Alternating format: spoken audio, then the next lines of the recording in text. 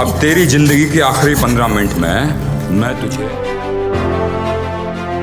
বলিউডের জনপ্রিয় অভিনেতা আমির খান অভিনীত গজনীর ভয়ঙ্কর খলনায়ক চরিত্রে অভিনয় করে আলোচনায় আসা অভিনেতা প্রদীপ সিংহ রাওয়াত আর নেই।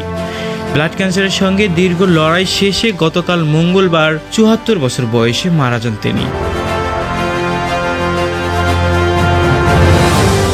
তার মৃত্যুর খবর ভারতীয় গণমাধ্যমকে নিশ্চিত করেছেন অভিনেতার ব্যবস্থাপক সিদ্ধার্থ তেওয়ারি।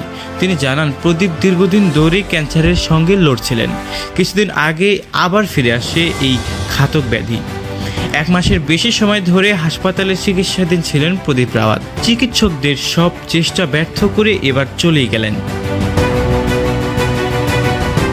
তিনি স্ত্রী ও ছেলে বিক্রমাদিত্যকে রেখে গেছেন। প্রদীপ রাওয়াতের মৃত্যুর খবর শোক প্রকাশ করেছেন ভারতের চলচ্চিত্র অঙ্গনের অনেকেই।